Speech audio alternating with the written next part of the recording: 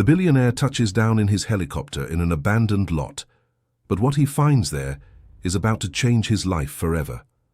Amid the filth and poverty, he discovers a little girl clutching a faded photo of him, claiming she's his daughter.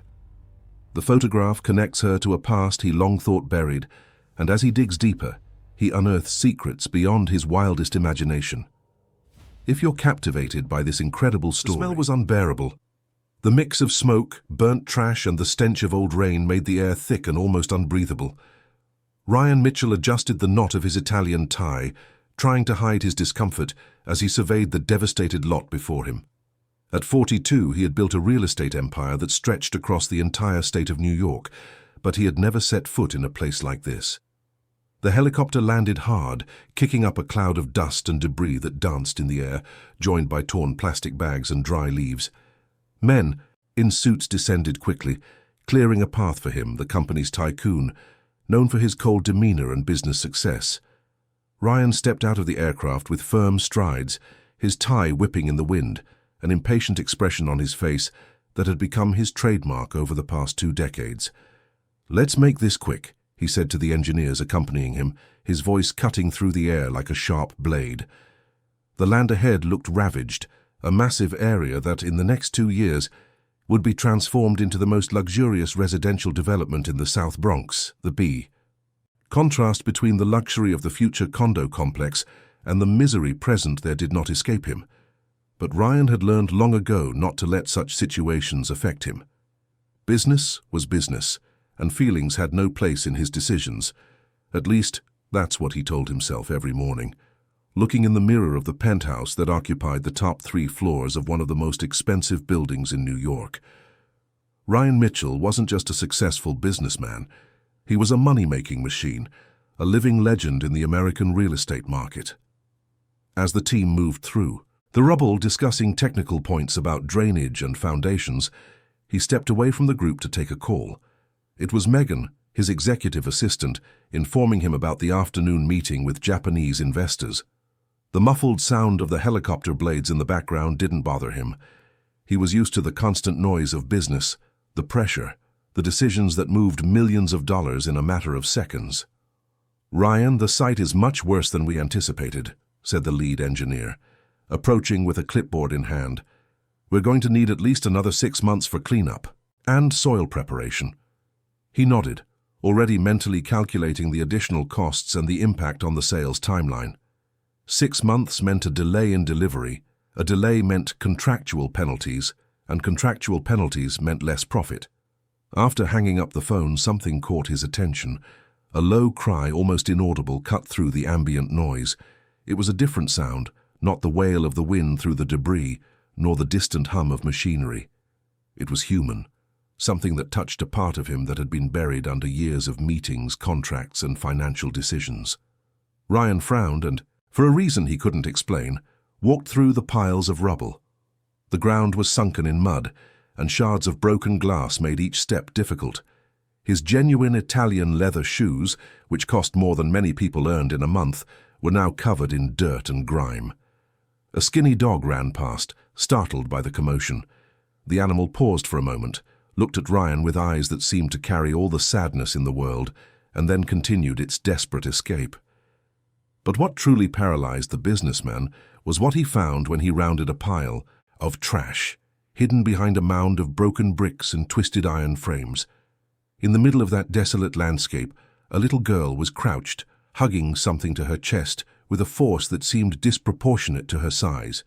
She couldn't have been more than 9, maybe 10, but there was something in her posture, in the way she protected that object, that showed a maturity forged by pain and necessity. The girl looked like a ghost emerging from a nightmare. Her brown hair was completely matted, full of dirt and small debris. Her clothes, which must have once been colorful and cheerful, were now dirty rags that barely covered her thin body. Her hands were dirty and wounded, small cuts that told silent stories of a daily struggle for survival. She was alone, surrounded by trash and rubble, but what shocked Ryan the most was the object she was clutching so zealously. It was a photograph, old and dirty, but one he recognized immediately. The recognition was like a punch to the gut, a blow that made him stagger mentally. It was a picture of him taken years ago at a time when he was just starting his journey in the business world.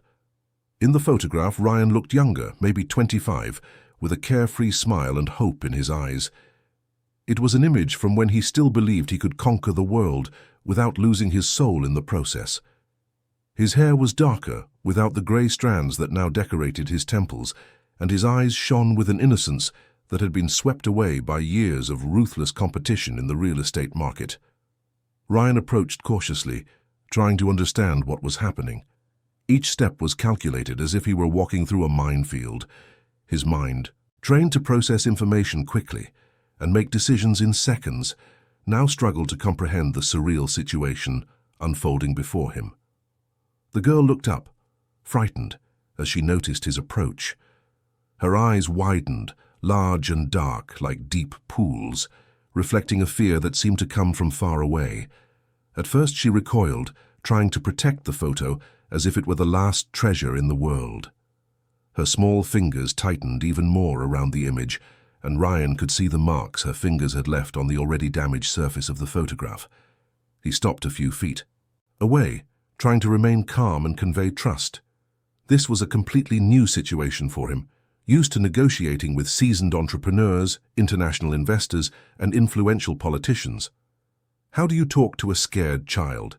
How do you convey safety to someone who has clearly learned not to trust strangers? "It's okay," he said, his voice coming out softer than he was used to using in any situation. "I'm not going to hurt you." The words sounded strange coming from his mouth, as if they belonged to someone else. How long had it been since he had spoken with such gentleness? How long had it been since he had worried about reassuring someone who wasn't a client or an investor? Still, the girl shook her head, still clutching the image. Her eyes never left him, as if she were trying to decipher his intentions. Ryan noticed she was trembling, not just from fear but also from cold and probably hunger. When was the last time this child had a decent meal? When was the last time she slept in a warm bed? He knelt slowly, now at her level, trying to seem less intimidating. His expensive tie brushed against the muddy ground, but he didn't even notice. "Who gave you that picture?" he asked, pointing carefully at the dirty image she held so tightly. The girl hesitated for a moment, looking at him with a mix of fear and something he couldn't identify. Was it hope? Was it recognition? There was something familiar in her features, something that made Ryan feel a strange tightness in his chest. "My mommy did," she finally answered, her voice choked and so low he had to lean in to hear. "She said this man is my father." The words fell like bombs in the silence that surrounded them. Ryan felt the world spin, as if the ground had disappeared from under his feet. A chill ran down his spine, starting at the nape of his neck and descending to the base of his column. He was paralyzed, trying to process what he had just heard. Father? What did she mean, father? He didn't have any children, never had. He had always been careful with his relationships, always kept things professional and controlled. How could a lost child in the middle of a vacant lot claim something so extraordinary? And why did she have a picture of him? The girl continued, her voice trembling but filled with a conviction that shook Ryan to his core. She said he was good, that he was rich, and that one day he would come find us.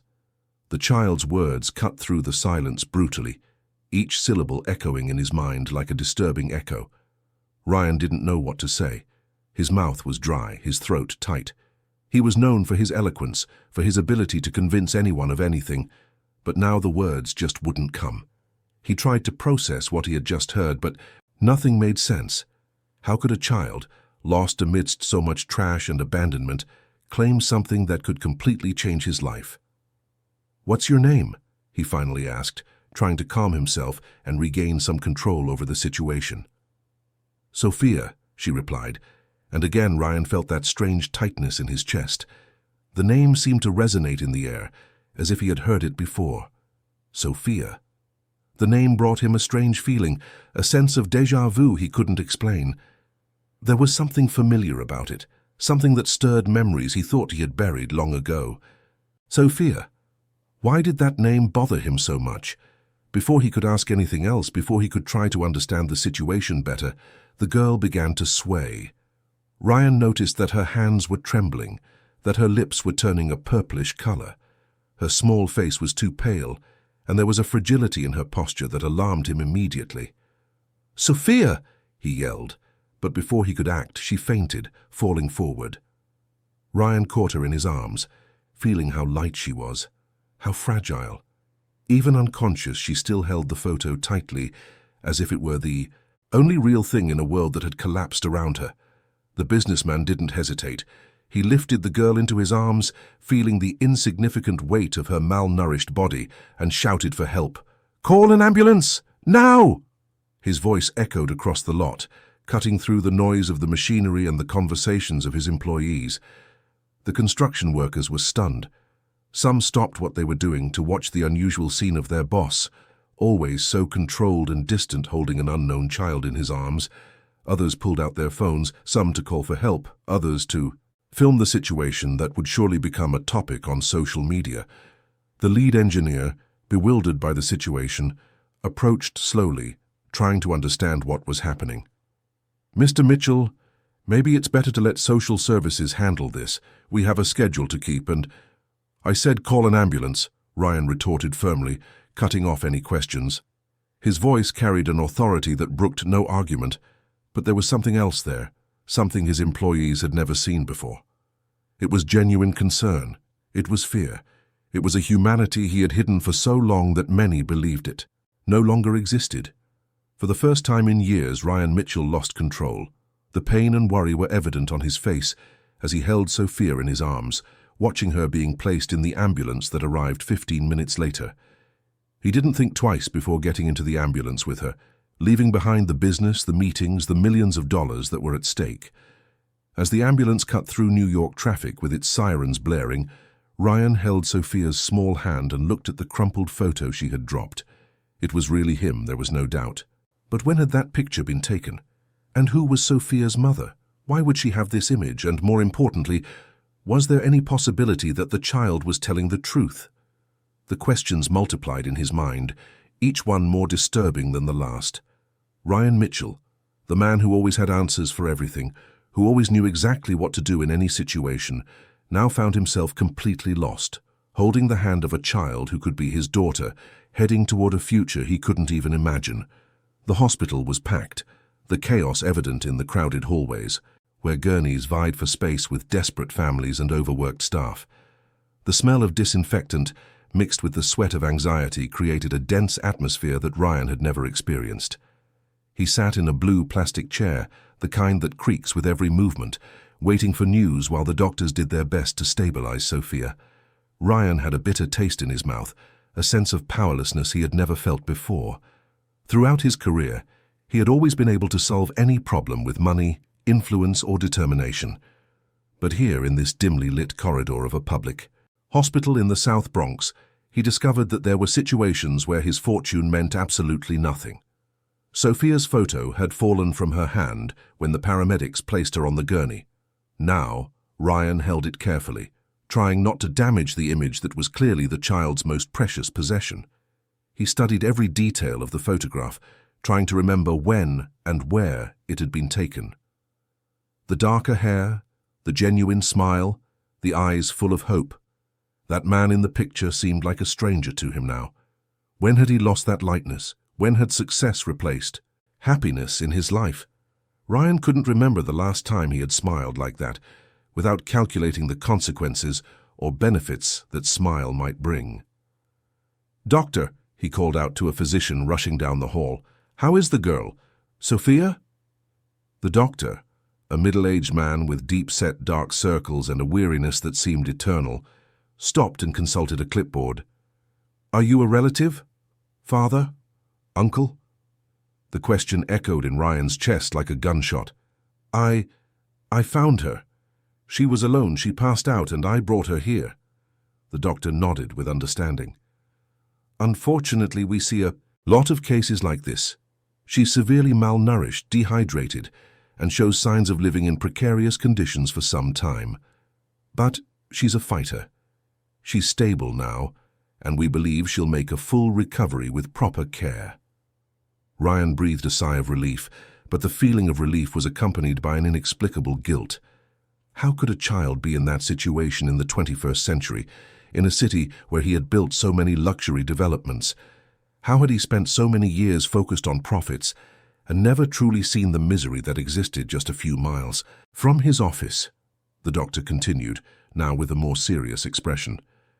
She was living in a makeshift shelter near the landfill in the South Bronx. A social worker has already been called, but according to the documents we found on her, her mother passed away a few months ago. Her name was Claire Olson. Claire Olson. The name hit Ryan like a bolt of lightning. His legs gave way, and he had to lean against the hallway wall. Claire. How could he have forgotten Claire? The memories began to flood back like an avalanche, each one clearer than the last. Claire Olson had been a secretary at his company 15 years ago, when Ryan was still building his empire. She was young, maybe 22, with a shy smile and impressive efficiency. She worked in the administrative department, always impeccable, always punctual, always willing to stay late when needed. Ryan remembered her now with a disturbing clarity. Claire had brown hair that shone under the fluorescent office lights, large, expressive eyes that seemed to hold dreams he never bothered to ask about. She wore simple but well-kept clothes and had a habit of biting her lower lip when she was concentrating. The memories became more specific, more painful. It had happened during the company's holiday party 15 years ago. Ryan had had more to drink than usual, celebrating a multi-million-dollar contract he had closed that day. Claire had stayed late to help organize the party, and when most of the employees had left, they ended up talking in the empty office. She had spoken about her dreams of going to college for education, of working with children, of having a family. Ryan remembered being impressed by her passion, by the way her eyes lit up when she talked about the future. He was in a vulnerable moment in his life, having just ended a long-term relationship and feeling lonely despite all his success. One thing led to another. It happened only once, a night that Ryan had mentally categorized as a mistake, a moment of weakness that should be forgotten. The following Monday, he acted as if nothing had happened, maintaining his usual professional distance. Claire tried to talk to him a few times, but Ryan always found an excuse to avoid any personal conversation. And then, a few months later, Claire simply disappeared.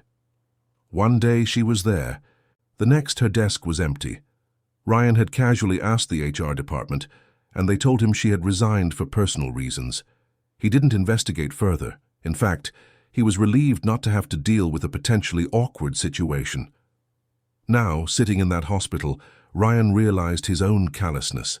Claire had tried to talk to him, had tried to approach him. Was she trying to tell him about the pregnancy?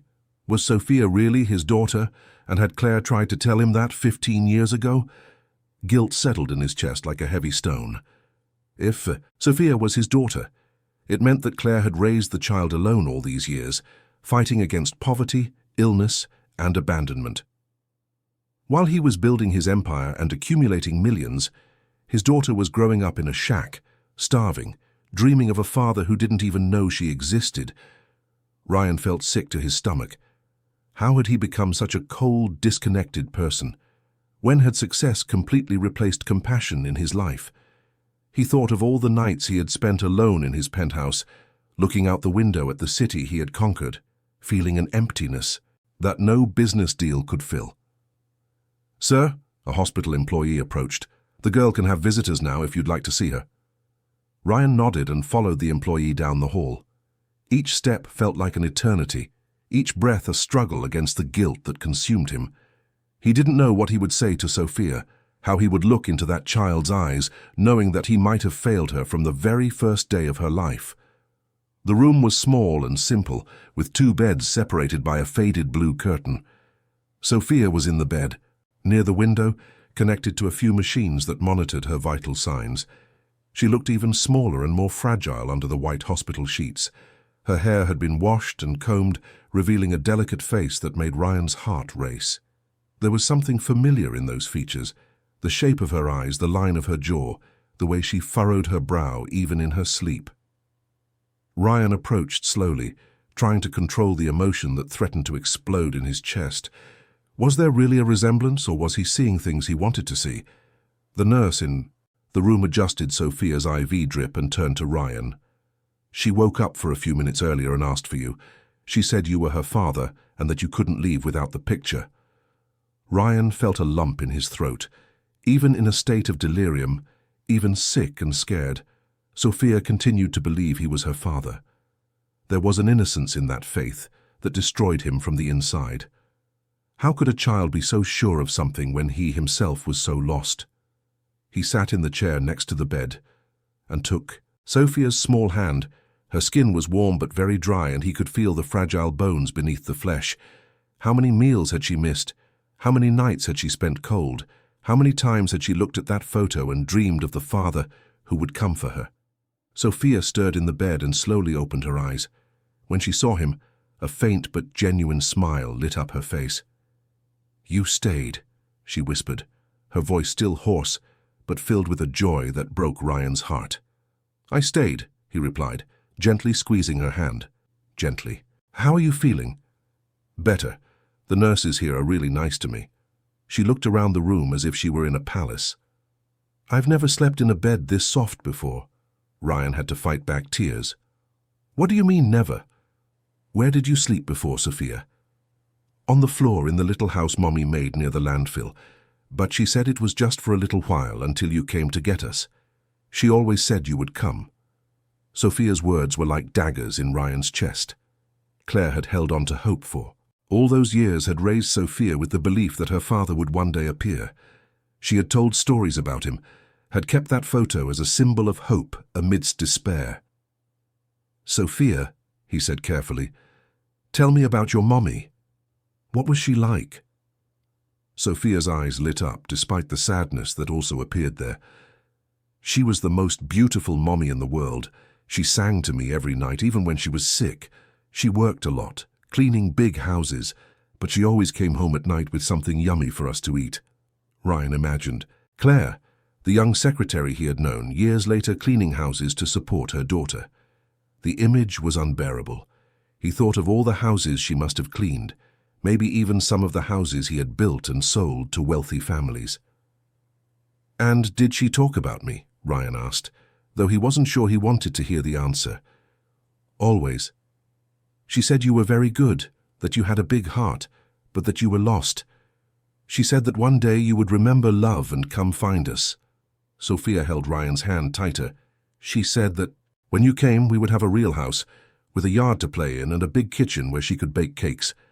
Ryan could no longer hold back his tears. They streamed down his face without him trying to hide them. All of Claire's words, conveyed through Sophia, were like a cruel mirror reflecting the man he had become. Claire had seen goodness in him 15 years ago, a goodness he had buried under layers of ambition and coldness. "Are you crying?" Sophia asked, concerned. "Did I do something wrong?" "No, my dear, you didn't do anything wrong. I'm the one who did. A lot of things wrong." Ryan wiped his eyes and looked at Sophia with a tenderness he didn't know still existed within him. "Forgive me for taking so long to find you." Sophia smiled, a smile that could melt any resistance. "Mummy said you would say you were sorry when you got here. She said that sometimes good people get lost, but that love always finds a way to bring them back." Claire's words, echoed by her daughter, were a lesson in forgiveness that Ryan didn't deserve, but accepted with gratitude. He had found Sophia, or perhaps Sophia had found him. But there were still many unanswered questions, many wounds to heal, many bridges to rebuild. Ryan spent the rest of the afternoon at the hospital, listening to Sophia's stories about Claire, about the life they had built together despite all the hardships. Every word was a reminder of lost time, of wasted opportunities, of the love that had been denied. But it was also a chance to start over. An opportunity to be the man Claire believed he could be, the father Sophia had always dreamed of having. Would it be easy? Certainly not. Ryan knew nothing about being a father, about caring for a child, about loving someone more than himself. But looking at Sophia, seeing the absolute trust in her eyes, Ryan felt something he hadn't felt in years. He felt hope. He felt that maybe it wasn't too late to find the man he had lost along the way, to recover the goodness that Claire had seen in him so long ago. Night fell silently on the hospital, bringing with it the promise of a new day. And for the first time in 15 years, Ryan Mitchell fell asleep thinking of someone other than himself. He fell asleep thinking of the daughter he had found, the second chance life had given him, and the possibility of finally filling the void he had carried in his chest for so long. The morning arrived differently for Ryan. For the first time in years, he didn't wake up thinking about meetings, contracts, or stock market figures. He woke up thinking about Sophia, about the fragile smile she had given him before falling asleep the night before, about the absolute trust she had placed in him without even knowing who he really was. Ryan had spent the night at the hospital, sleeping in the uncomfortable chair next to Sophia's bed. His back ached, his suit was wrinkled, and for the first time in decades, he didn't care about his own appearance. The businessman who had always been impeccable, who never left home without being perfectly groomed, was now there, disheveled and unshaven, and he felt more human than he had in years. Sophia was still asleep when he decided to leave to handle some urgent matters. He had left a note with the nurse promising to be back before lunch, and Sophia had agreed with a sleepy nod. Her trust both impressed and haunted him. How could a child who had endured so much suffering still trust so easily? The first place Ryan visited was his own company. Mitchell Properties occupied 3 floors of one of the most modern buildings on Park Avenue, and when he stepped into the executive elevator, he felt like a stranger in his own kingdom. Employees who greeted him with reverence seemed like characters in a play he no longer wanted to be a part of. Megan, his executive assistant for over 10 years, nearly fainted when she saw him walk into the office in that state. "Mr. Mitchell, what happened? You missed your meetings yesterday afternoon, you cancelled the meeting with the Japanese investors, and now—" "Megan, I need you to cancel all my appointments for the next few days," Ryan said, cutting off his assistant's frantic speech. "And I need you to get me all the information you can on a former employee of ours. Claire Olson. She worked here 15 years ago." "Claire Olson?" Megan frowned, trying to remember. "I'll check the archives, but sir, what's going on? You've never cancelled important meetings for old employees." Ryan went to the company's central archive, a place he rarely visited. All the records of employees who had worked for the company over the years were stored there. With the help of Megan and the HR staff, he located Claire's file in less than an hour. When he opened the folder, Ryan's stomach churned. Claire's photo was attached to her hiring form, and she was exactly as he remembered, young, hopeful, with that shy smile that had marked his memories. But it wasn't the photo that disturbed him most. It was the subsequent documents. There were several requests for meetings, with him all marked as denied or rescheduled. Claire had tried to speak with him at least 5 times in the 2 months leading up to her departure. Each denied attempt was like a punch to Ryan's gut. She had been trying to tell him about the pregnancy, and he had systematically avoided any contact. The termination report was even more painful. Claire hadn't resigned voluntarily, as he had been told. She had been fired for poor performance and inappropriate conduct in the workplace. Ryan knew this was code for employees who became inconvenient in some way. He called Robert Miller, the former HR manager, who still worked at the company. Robert was a man nearing retirement who had seen the company grow from its earliest days. When he entered the room, he looked nervous, as if he knew this conversation wouldn't be pleasant. "Robert, I need you to tell me the truth about Claire Olson," Ryan said bluntly. "Why was she fired?" Robert sighed heavily, adjusting his glasses nervously. "Mr. Mitchell, that was a long time ago. I'm not sure it's appropriate." "Robert," Ryan interrupted, his voice filled with an authority that allowed no evasion. "I need to know. Now." The HR manager looked down at his hands, clearly uncomfortable. "Well, the truth is, she was expecting a baby. She tried to speak with you several times, but your assistants always said you were busy. She started missing a lot of work because of morning sickness and you fired her for it," Ryan completed, feeling anger rise in his chest. "You fired a pregnant woman who was trying to talk to me." "Mr. Mitchell," Robert tried to defend himself. "Back then, labor laws weren't as strict as they are today. Besides, she never officially said who the father was. If she had said what? That I was the father?" Ryan stood up, walking to the window overlooking the city. "Do you think that would have made a difference?" Do you think I would have taken responsibility?" Robert didn't answer, and his silence was more eloquent than any words. Ryan understood that 15 years ago he was exactly the type of man who would abandon a pregnant employee to protect his reputation and his business. The realization was terrifying, but true. "I want you to get me her address after she was fired, all the information." "You have," Ryan said, turning back to Robert, "and I want it in an hour." While waiting for the information, Ryan locked himself in his office and tried to process everything he had discovered. He had failed Claire not only as a man, but as an employer and as a human being. She had tried to do the right thing, had tried to tell him about the pregnancy, and he had built an insurmountable wall around himself. When Robert returned with the information, Ryan discovered that Claire had lived at several different addresses over the years, always in increasingly poor neighborhoods. The records showed she had worked as a housekeeper, a saleswoman, an elderly caregiver, anything to support Sophia. There were periods with no formal records, likely when she was working off the books to survive. The last registered address was from 2 years ago, in an outlying part of the city. Ryan decided to go there. He needed to fully understand the life Claire had built away from him, the struggle she had faced alone. The neighborhood was exactly what Ryan expected, but that didn't lessen the impact.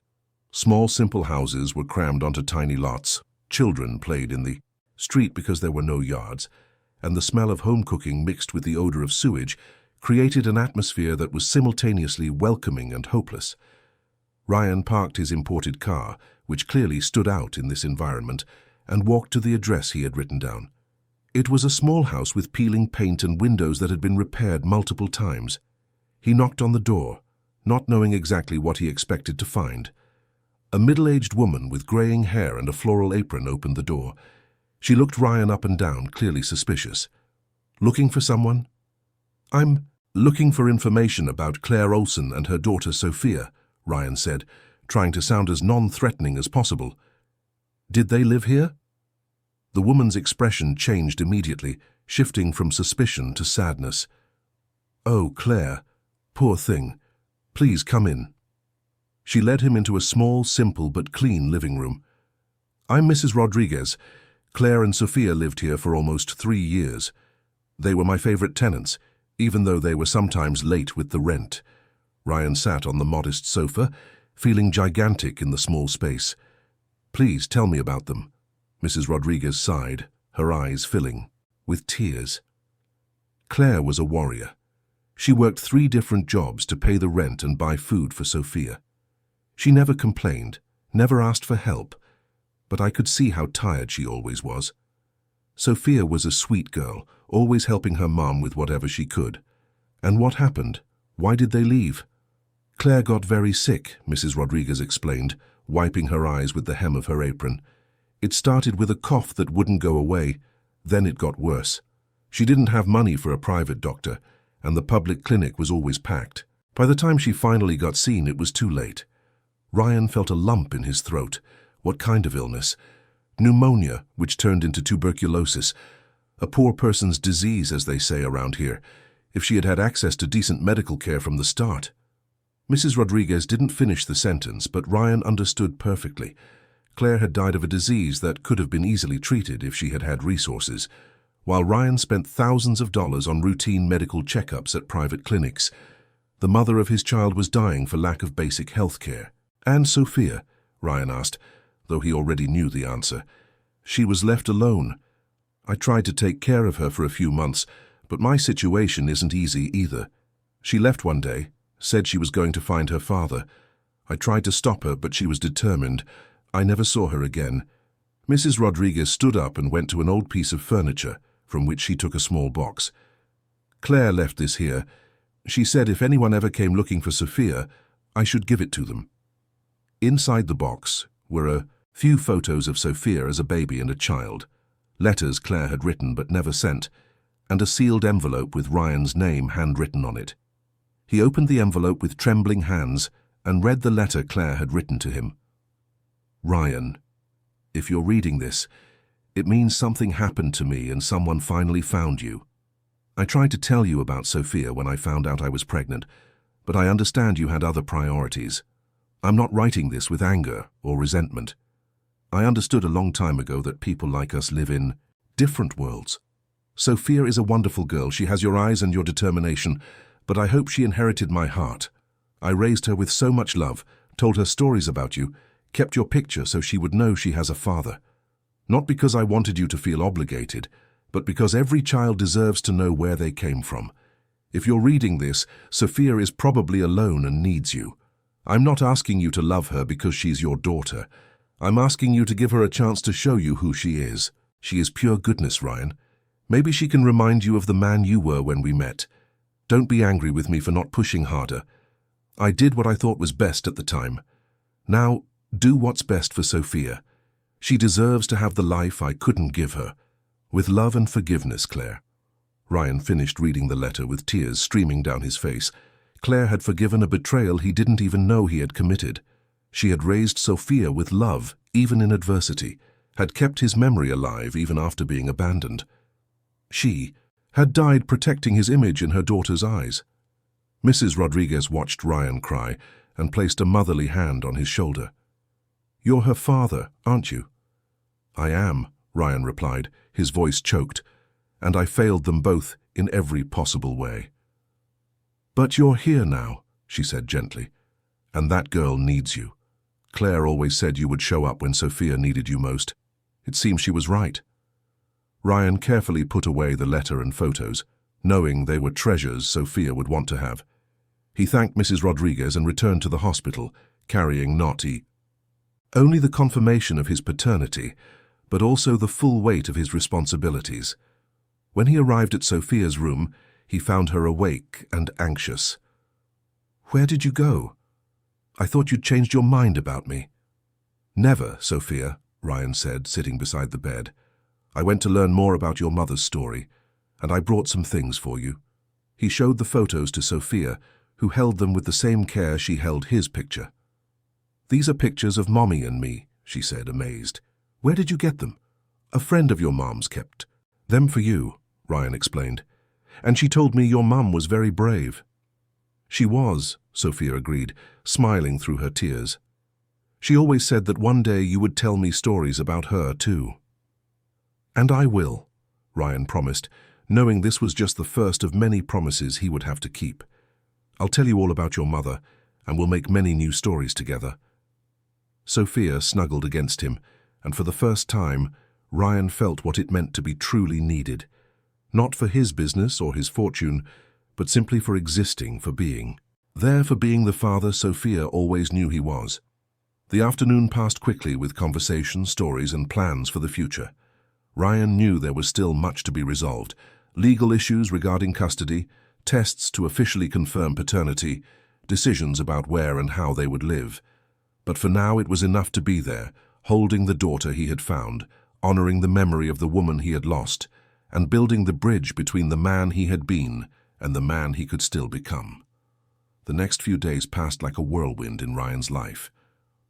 Sophia was discharged from the hospital after 5 days of intensive care, and he discovered that simply taking her home wasn't as straightforward as he had imagined.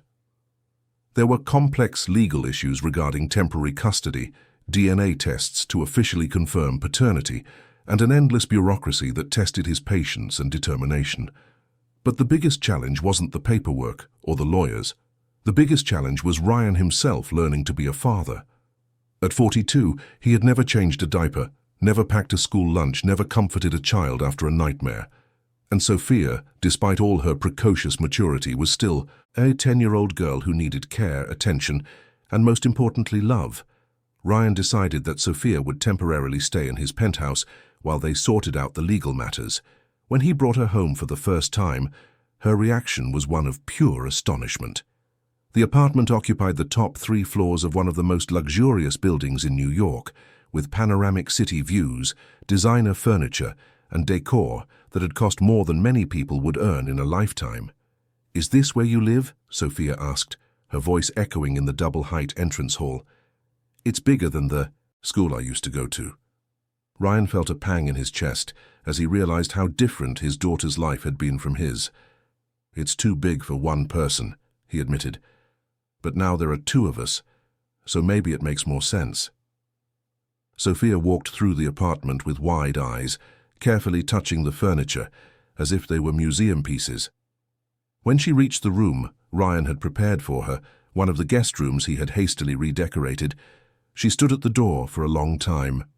"This room is all mine?" she asked, incredulous. "All yours?" Ryan confirmed. "You can change anything you want. Choose different colors, different furniture, whatever you think is best." Sophia entered slowly and sat on the king-size bed, which was larger than the entire room where she and Claire had lived for the last few months. She looked around at the expensive curtains, the private bathroom with a marble tub, the empty walk-in closet waiting for clothes she didn't yet own. "Mommy would be so happy to know I made it here," she said finally, her voice filled with a sadness that made Ryan sit beside her on the bed. "I'm sure she is happy," Ryan said, putting his arm around his daughter's shoulders. "And I'm sure she's proud of the brave girl she raised." In the first few days, Ryan tried to maintain his work routine, but he found it impossible. Sophia was still recovering physically and emotionally and couldn't be left alone. She had frequent nightmares, waking up in the middle of the night looking for her mother, and needed constant attention that Ryan didn't know how to provide. The first major crisis happened on the third night. Ryan was awakened by screams coming from Sophia's room. When he got there, he found her sitting up in bed, crying desperately and calling for her mother. She was clearly confused between dream and reality, and when she saw Ryan, she shrank back into the bed. "Where's Mommy? She said she was just going out to work for a little while. Where is she?" Ryan's heart broke. In her first waking moments, Sophia still forgot that Claire had died. Reality would slowly return, and with it, the renewed pain of loss. He approached slowly and sat on the edge of the bed. "Sophia, honey, do you remember where we are? You're with me now in our apartment. You're safe." "But I want my mommy," Sophia sobbed, throwing herself into Ryan's arms. "She always sang to me when I had nightmares. She knew all the songs that calmed me down." Ryan held her tight, feeling the responsibility of being everything Sophia had lost. "Can you teach me the songs your mother sang? Then I can sing them to you too." Sophia taught Ryan a simple lullaby that Claire used to sing, and although his voice was uncertain and off-key, she gradually calmed down. That night, Ryan sat in the armchair in her room until Sophia fell completely asleep, understanding that being a father meant much more than providing a house and food. The challenges multiplied when it was time to enroll Sophia in school. Ryan wanted the best private school in New York, but Sophia had never been in a formal school environment. Claire had taught her daughter to read and write, but there were significant gaps in her education. Moreover, Sophia felt intimidated by schools full of rich children who lived in a world completely different from hers. During a visit to one of the city's most prestigious schools, Sophia hid behind Ryan when the principal tried to talk to her. The other children looked at her with curiosity, and some with the unconscious cruelty that only children can display. Ryan realized that forcing Sophia to adapt to this environment would be too traumatic.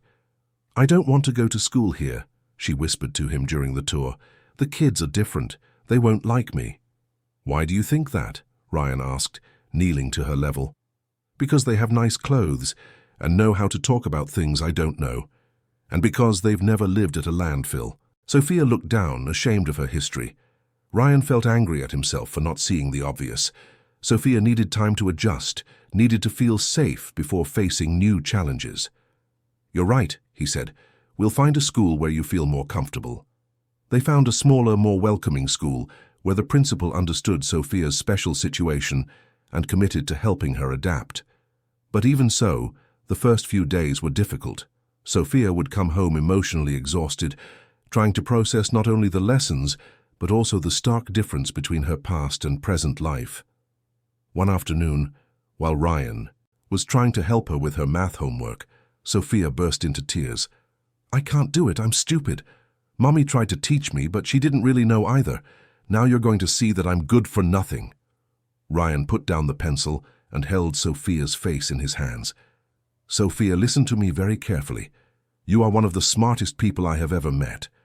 You survived situations that would destroy most adults.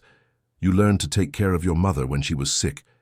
You managed to find me when you needed help. That's not something a stupid person does. But I don't know the things the other kids know, Sophia protested. They talk about countries I've never heard of, movies I've never seen, games I don't know how to play. Then we'll learn together, Ryan said, surprising himself with his own patience. We'll watch all the movies you missed, we'll travel to the countries you don't know, we'll play all the games. But on your own time, no rush.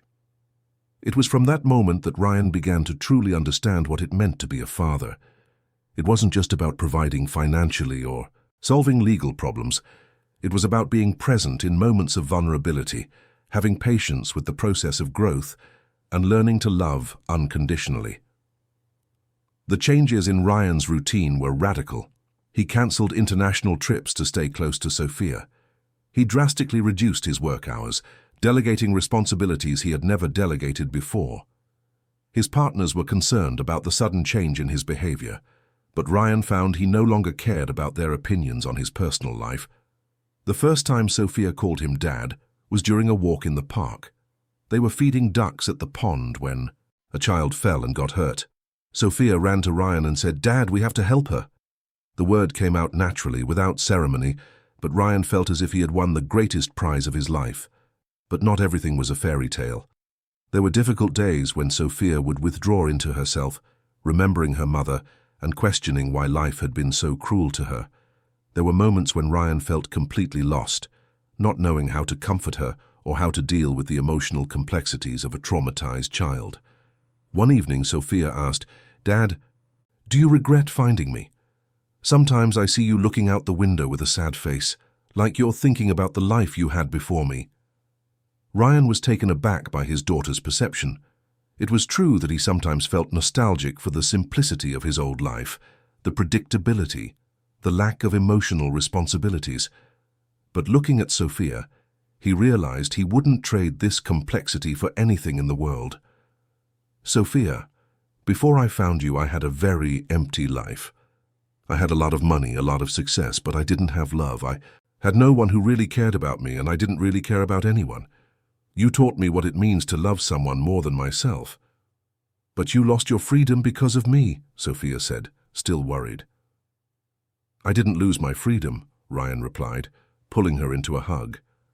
"I found my purpose, and I discovered that true freedom is being able to choose to love someone and be loved in return." The DNA test officially confirmed what Ryan already knew in his heart. Sophia was indeed his daughter. With the results in hand, he began the legal process to obtain full custody. His lawyers warned him it would be a complicated process, given his history of absence and the fact that Sophia had lived in a vulnerable situation. During one of the hearings in family court, Ryan was questioned by the judge about his motivations and his readiness to be a father. "Mr. Mitchell, you've built a business empire, but that doesn't guarantee you'll be a good father. What has changed in your life that makes you believe you can properly care for this child?" Ryan looked at Sophia, who was sitting beside him, holding his hand tightly. "Your Honor, for 42 years I believed that success was measured by numbers in bank accounts and signed contracts. I discovered I was completely wrong. Success is measured by the ability to love and be loved, to care for someone other than ourselves, to leave the world a little better than we found it." "And how has Sophia changed your perspective?" the judge pressed. "She taught me that true wealth isn't in what we accumulate, but in what we share. She taught me that courage isn't about not being afraid, but about facing fear for the love of someone. And she taught me that it's never too late to become the person we should have been from the start." The judge looked at Sophia. "And you, Sophia, how do you feel about living with your father?"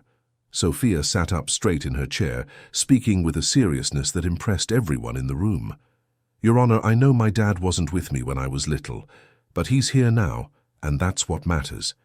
He sings the songs my mom used to sing, even though he's off-key. He helps me with my homework, even when he doesn't know the answer. And he hugs me when I have nightmares, even when he's tired. I think that's what a dad is supposed to do." Emotion filled the courtroom.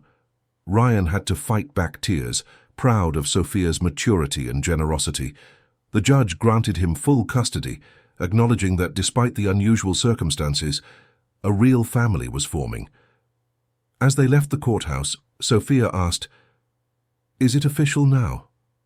Are you my real dad? I've always been your dad, Sophia. It just took me 15 years to figure it out, Ryan replied, holding her hand as they walked toward the future they would build together. 6 months had passed since Sophia came into Ryan's life, and the transformation in both of them was evident to anyone who knew them.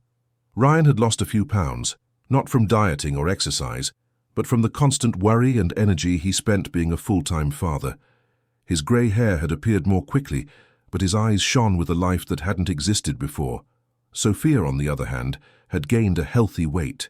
Her hair had grown shiny and well cared for, and her confidence grew with each passing day. But the outside world wasn't always kind to their story. The press had discovered Sophia's existence, and the tabloids didn't miss the opportunity to create sensational headlines about the tycoon who found a daughter in a landfill. Some newspapers painted Ryan as a hero, others as a villain who had abandoned a pregnant woman. The truth, as always, was more complex than any headline could capture. Ryan tried to protect Sophia from the malicious comments and media speculation, but it was impossible to shield her completely. One morning at breakfast, Sophia was quieter than usual, distractedly stirring her cereal without eating. "What's wrong, Princess?" Ryan asked, using the affectionate nickname that had naturally developed between them. Sophia hesitated, looking down at her lap. "At school, some girls were talking about us. They said they saw on TV that you're only taking care of me because you have to, because everyone is watching." Ryan felt anger boil in his chest, but he controlled himself. He put down the newspaper and moved closer to Sophia. "And what do you think? Do you feel like I take care of you out of obligation?" Sophia looked up, searching for sincerity in her father's face. "No, you get mad when I take too long in the shower, you worry when I cough, and you always remember to cut the crusts off my sandwich. I don't think anyone would do that just because they had to." Ryan smiled, touched by his daughter's simple wisdom. "Exactly. And do you know why I do those things?" "Because you love me?" Sophia asked, still a little insecure. "Because I love you more than I ever thought it was possible to love someone," Ryan confirmed, kissing her forehead. "And nothing anyone says will ever change that." But the judgments didn't just come from the media.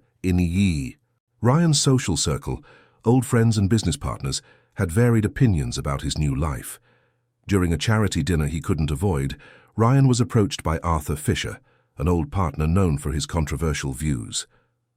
"Ryan, my friend, I need to talk to you," Arthur said, pulling him to a more private corner of the ballroom. "This whole thing with the girl is affecting your business reputation. Investors are saying you've lost your focus, that your decisions aren't as calculated anymore." Ryan looked at Arthur with a coldness he hadn't felt in months. "And what would be the problem with that, Arthur? The problem is that you built your career on being ruthless, on being rational. Now you're making emotional decisions, canceling important meetings to go to parent-teacher conferences. This isn't the Ryan Mitchell I know." "You're right," Ryan said calmly. "It's not the Ryan Mitchell you know. It's the Ryan Mitchell I should have been all along." Arthur frowned, clearly frustrated. "But what about the empire you built? What about the family business? Are you going to throw it all away for a kid who appeared out of nowhere?" "Sophia didn't appear out of nowhere, Arthur. Sophia is my daughter, and she's the best thing that has ever happened to me. If you and others can't understand that, that's not my problem." The conversation was interrupted when Ryan saw Sophia approaching, wearing the blue dress she had chosen especially for the event. She walked with a natural elegance, greeting people politely, but Ryan noticed she felt uncomfortable in the environment filled with luxury and ostentation. "Dad, can I stay here with you?" she asked, positioning herself next to Ryan. "Always, Princess," he replied, putting his arm around her.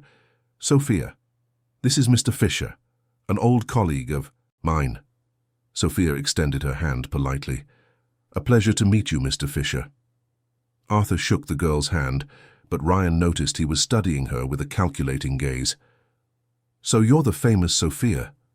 It must be very different living in a big apartment after the conditions you used to live in." Sophia looked at Ryan, who nodded encouragingly. "It is different, sir, but the biggest change in my life wasn't the size of the house. It was having someone who truly cares about me." Sophia's simple and direct answer left Arthur speechless. Ryan felt proud of his daughter's maturity and took the opportunity to politely excuse themselves and introduce Sophia to some less judgmental people. Later that night, when they returned home, Sophia asked a question that caught Ryan off guard. "Dad, do you regret changing your life so much for me?" "Why do you ask that, honey?" Sophia sat on the sofa next to him. "Because I saw how that man talked to you, and I realized you were different before. More tough. Sometimes I wonder if you weren't happier when you didn't have to worry about me." Ryan pulled Sophia into a hug, choosing his words carefully. "Sophia, before you came along, I had a life that looked perfect on the outside. I had money, success, people who respected me.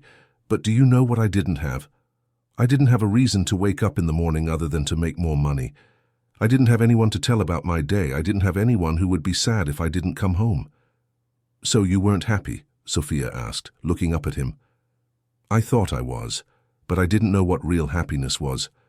Now I do. Happiness is you, running to hug me when I get home from work. It's you singing in the shower, even off-key. It's you arguing with me because I don't want you to eat dessert before dinner." Sophia laughed, snuggling deeper into the hug. "I'm happier now too. Even though I miss Mommy, I'm happy."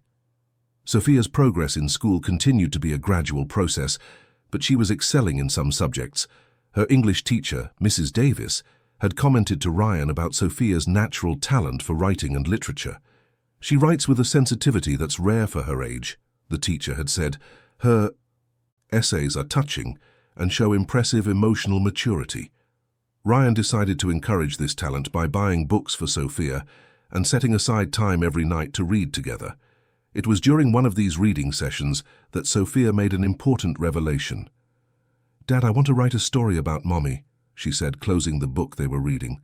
"I want to write about how brave she was and how she taught me to never give up." "I think that's a wonderful idea," Ryan said. "Do you want help writing it?" "I want you to help me remember the things you knew about her. I want to write about how you met, what she was like when she was young." Ryan felt a lump in his throat. He had so few real memories of Claire. He had paid so little attention to her back then. How could he help Sophia build a complete picture of her mother? "Sophia, I have to be honest with you. I met your mother a long time ago, but I didn't pay attention to her like I should have. I don't have many stories to tell."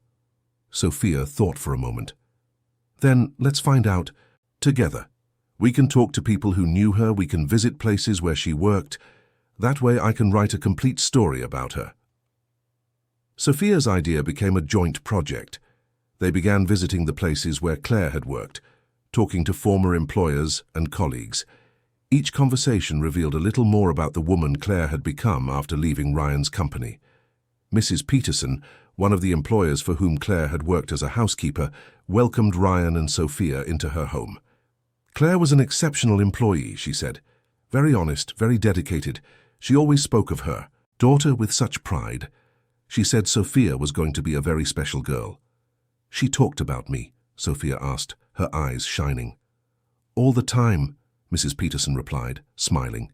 "She said you were smart, that you learned everything quickly, that you had a generous heart. And she always said that one day your father would show up and be proud of the wonderful daughter he had." Each testimony about Claire reinforced the image of a strong, hard-working woman who never lost faith in the future despite all the difficulties. Ryan felt both proud of his daughter's mother and devastated by his own absence during all those years. The project of Claire's story turned into something bigger.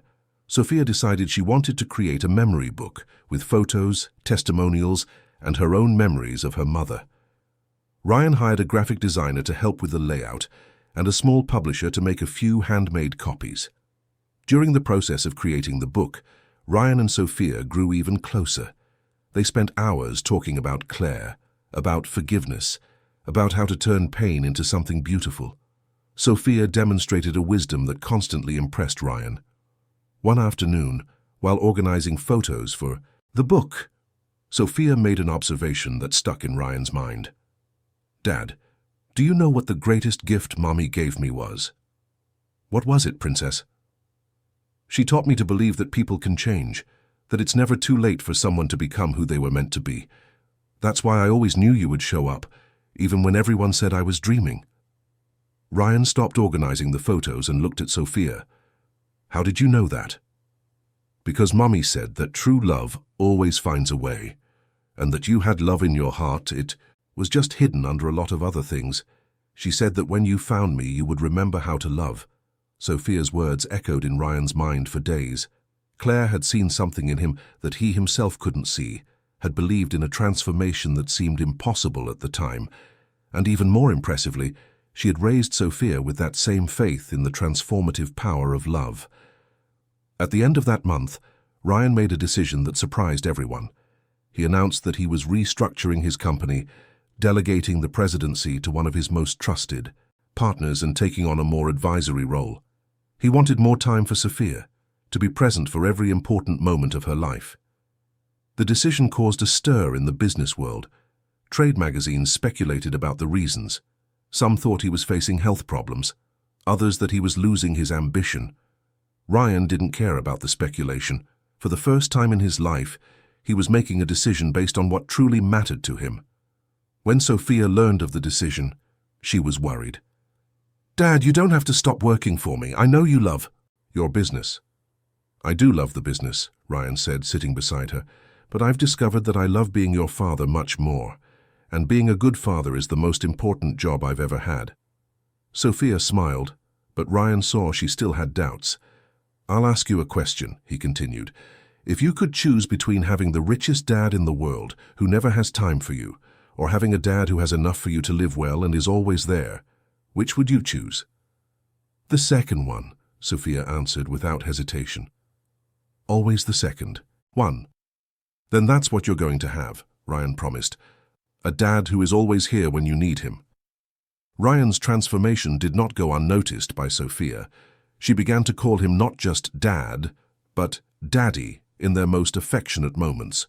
And when he helped her with her homework, when they watched movies together on Sundays, when he tried to braid her hair for school, Sophia looked at him with an adoration that warmed Ryan's heart. The book about Claire was finished at the end of the year, coinciding with the first anniversary of her death. Ryan and Sophia visited the cemetery where Claire was buried, bringing the book as an offering. Sophia read a few excerpts aloud, telling her mother about the new life she had built with her father. "Mommy," she said, kneeling before the simple grave, "I wanted you to know that Daddy is exactly like you said he would be. He sings your songs to me, even off-key. He helps me with my homework, even when he doesn't know the answer. And he loves me just like you said he would. You were right about him." Ryan cried silently, knowing he still had a lot of work to do to become the man Claire had seen in him, but grateful for the chance to begin that transformation. Sophia had been not only the daughter he never knew he wanted, but also the teacher he needed to learn how to truly live. 2 years had passed since the day Ryan found Sophia on the vacant lot that would change their lives forever. The real estate development he had planned to build on that site never broke ground. Instead, Ryan transformed the land into a community center that offered education, healthcare, and support to vulnerable families. The center was named after Claire Olson, a tribute to the woman who had shaped not only Sophia's life, but also Ryan's transformation. It was a sunny Saturday morning when Ryan and Sophia walked through the entrance of the Claire Olson Center. Sophia, now 12, had grown and matured impressively. Her long, well-kept hair shone in the sun, and she wore a community center t-shirt that she had helped design. Ryan, at 44, looked younger than ever, despite the increased gray in his hair.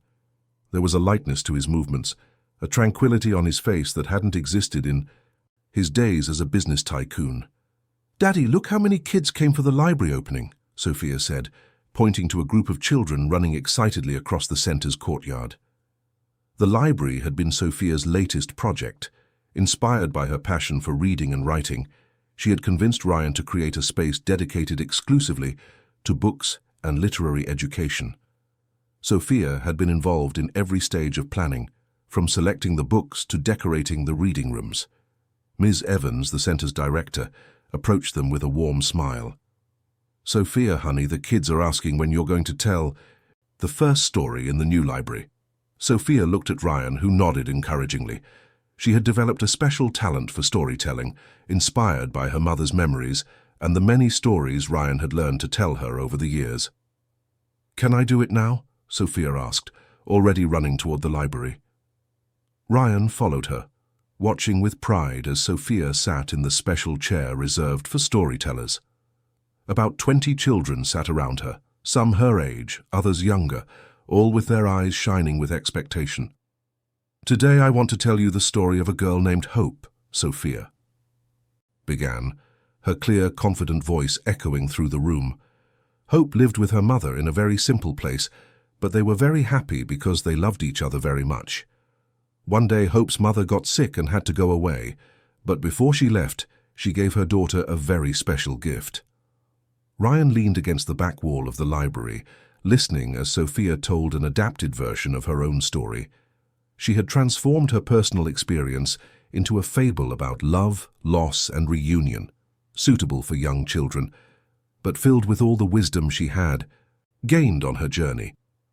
"The gift was a photograph of Hope's daddy," Sophia continued, "and her mother said, 'One day, when you need him most, he will appear. It may take a while, but love always finds a way to get where it needs to go.'" One of the younger children raised a hand. "And did he really show up?" "He did," Sophia replied, glancing discreetly at Ryan.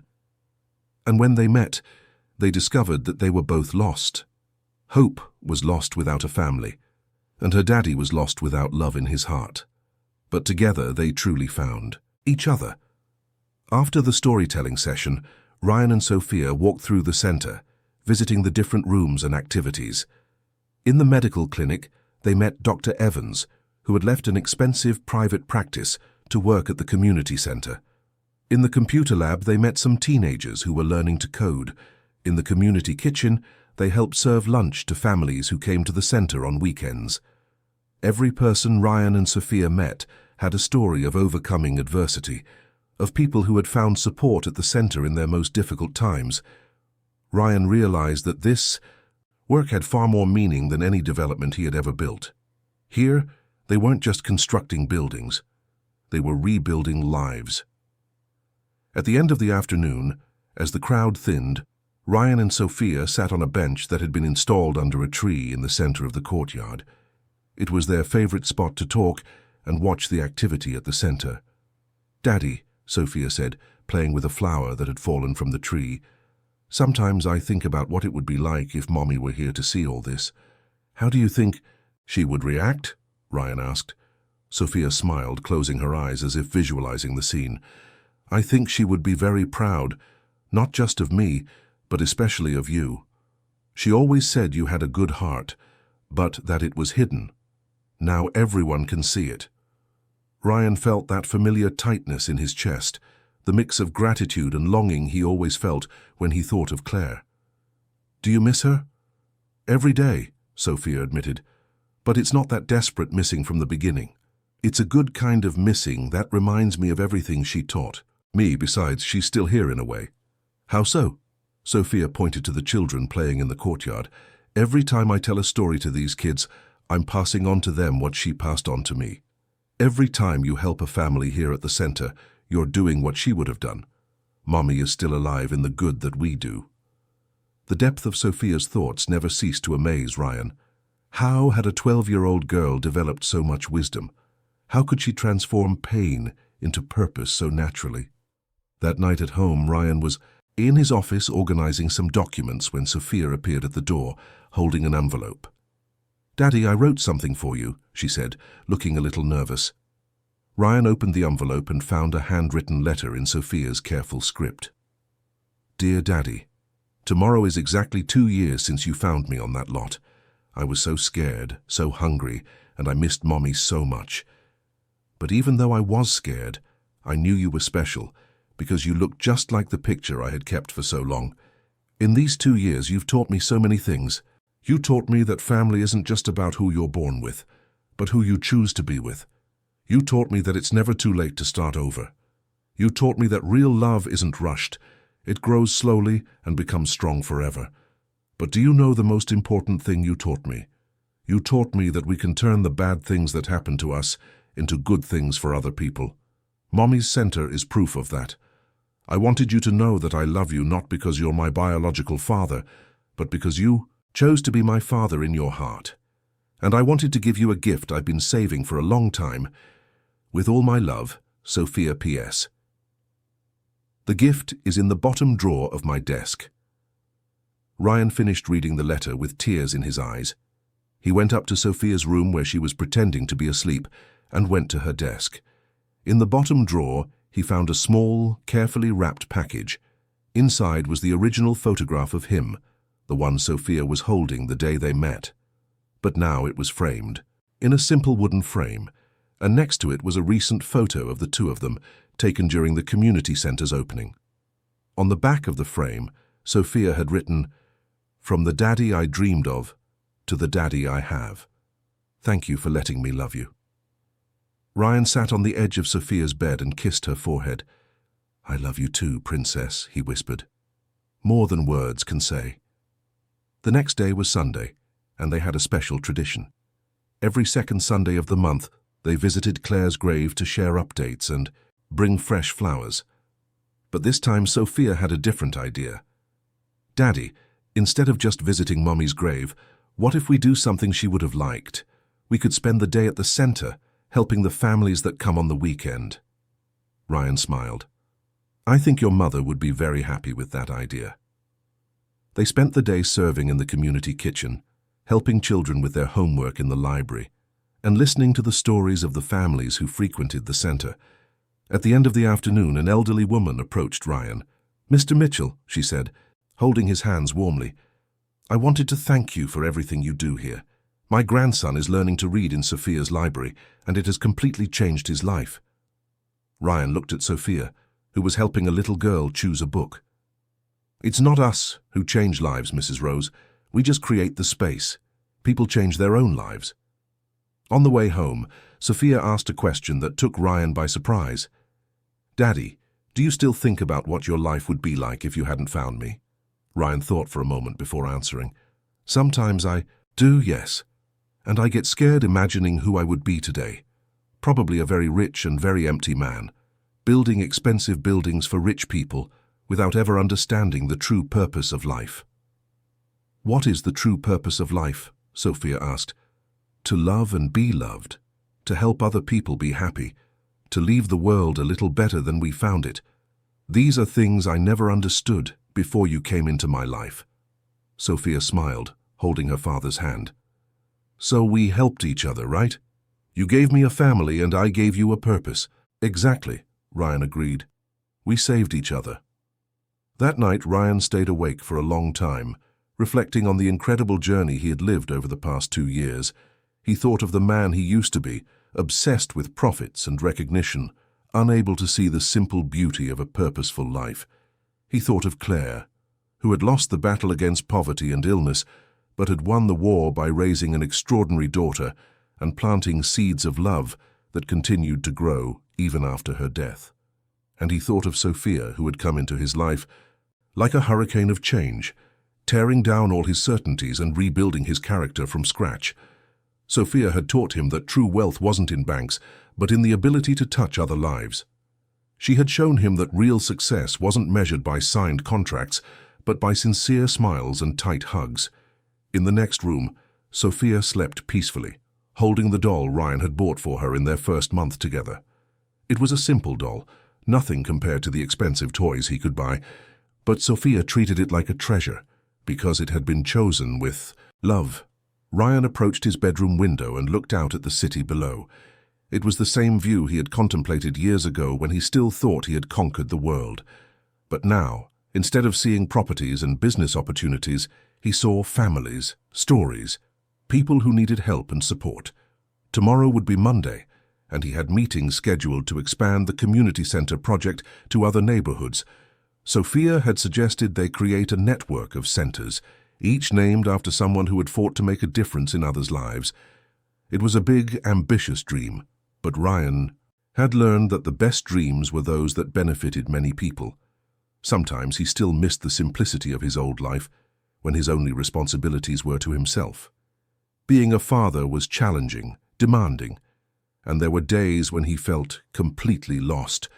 But then Sophia would run to hug him when he got home from work, or ask a question that made him see the world in a completely new way, and he remembered that this was the life he was always meant to live. Ryan closed his eyes and said a silent prayer of gratitude. He thanked Claire for raising Sophia with so much love and wisdom. He thanked fate for putting Sophia in his path exactly when he needed saving.